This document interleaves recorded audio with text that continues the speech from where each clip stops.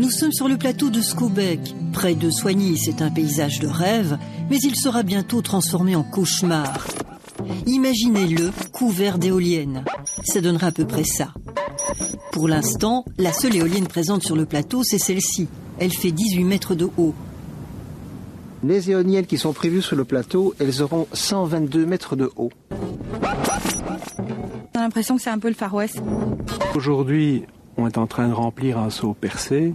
Le rendement sera très faible, environ en moyenne sur l'année 4 heures par jour, l'équivalent de 4 heures par jour à plein rendement. En mer du Nord, vous aurez la possibilité d'avoir une puissance qui est nettement plus constante, et là l'éolien a clairement sa place, mais pas ici.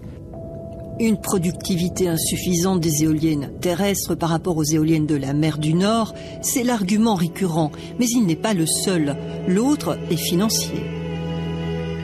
C'est une histoire de gros sous puisque la filière éolienne a permis de faire à travers le mécanisme des certificats verts des bénéfices colossaux de l'ordre de plus de 40% pour les producteurs d'éoliens puisqu'ils vendent leur énergie au triple du prix du marché. Et pendant que certains empochent le pactole, riverains et faune subissent les effets stromboscopiques et acoustiques des éoliennes. La présence d'éoliennes, les pales qui tournent et les ombres projetées sur le sol vont faire en sorte que les oiseaux ne viendront plus. C'est un fait certain. Le plateau est reconnu pour accueillir une faune d'oiseaux migrateurs exceptionnelle, comme les vanneaux, mais aussi les cigognes. Et puis enfin, que faire des éoliennes à l'avenir ? Qu'est-ce qu'on va faire de tout ça?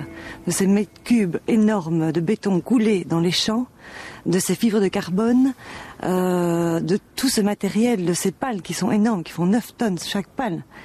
À la fin du bail, au bout des 20 ans, qu'est-ce qui se passe? Où est-ce qu'on va mettre tout ça? Mais la question n'est pas là, madame, parce que les éoliennes, c'est bien aussi. Elles sont même une alternative convaincante aux énergies fossiles polluantes. Nous sommes sur le plateau de Villers-le-Bouillet, non loin de Thiange. Ici, population et éoliennes vivent en parfaite harmonie.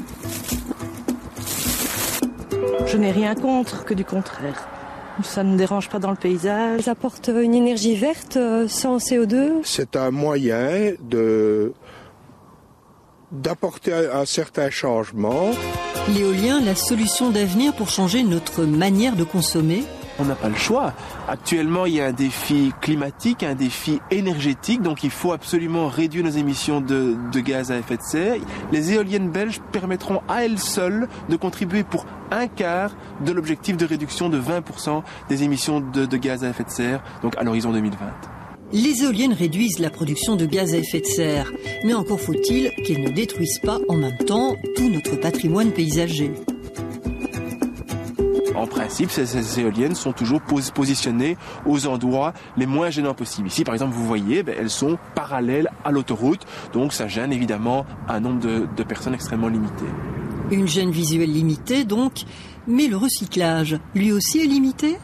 Sur l'ensemble de l'éolienne, 98-99% de la masse est tout à fait recyclable. L'éolien, une énergie à accueillir à bras ouverts alors ?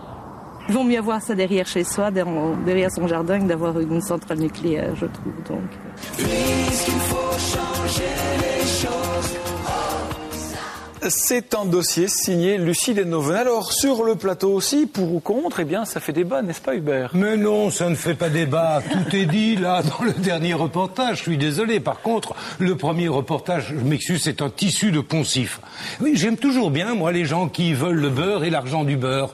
De l'électricité bon marché pour leur électroménager, leur chauffage, et les nuisances chez les autres. Ouais. Vous avez entendu dans le premier reportage en mer du Nord. On est en Belgique, ici. En mer du Nord, dans 10 ans, les Wallons critiqueront parce que c'est de l'électricité flamande. En même temps, ça fait quand même beaucoup de nuisances pour une énergie qui n'est qu'une énergie d'appoint. C'est pas la solution. Évidemment, ce n'est pas la solution. Il faudra toujours d'autres énergies, le photovoltaïque. Mais la puissance des éoliennes en 10 ans a été augmentée de 10 fois. Et vous savez qu'au Danemark, ce pays, qui est pas un pays, qui est un pays moderne, 20% de sa production d'électricité est assuré par des éoliennes. Alors, dites en plus les éoliennes, j'entendais autour de ce plateau pendant la diffusion du reportage, c'est joli les éoliennes. Ah bah oui, c'est joli quand on les a pas dans son jardin. Et puis ça demande aussi beaucoup d'espace. Finalement, c'est une solution de campagne. Pas joli, pas joli. Mais comment on fait en ville? Écoutez, pas joli, je suis désolé. Vous savez ce qu'étaient les premières éoliennes? C'était les moulins en Hollande pour pomper l'eau des polders. Vous croyez que les Hollandais étaient contents de voir ces moulins? Maintenant, ça devient un site touristique. Et vous savez que déjà, on visite des champs d'éoliens. Alors, question de place. Je vais vous faire remarquer que maintenant, on étudie les éoliennes verticales qui tournent comme ça. Sur la Maison de l'Air à Paris, on a installé des éoliennes verticales qui produisent de l'électricité pour 6 ménages. Ça s'appelle comment cette émission? On n'est pas des pigeons, parce qu'il y en a quelques-uns qui se sont fait un peu avoir. Ils ont acheté des éoliennes qu'on leur a vendues sur Internet ou en faisant des démarches, en venant frapper à la porte. Ils ont des éoliennes dans le jardin et il paraît que c'est la grosse arnaque. Ça a été vendu par des vendeurs véreux. Eh bien, mon cher, vous allez être étonné, mais pour une fois, je suis assez d'accord avec vous. Vous avez raison.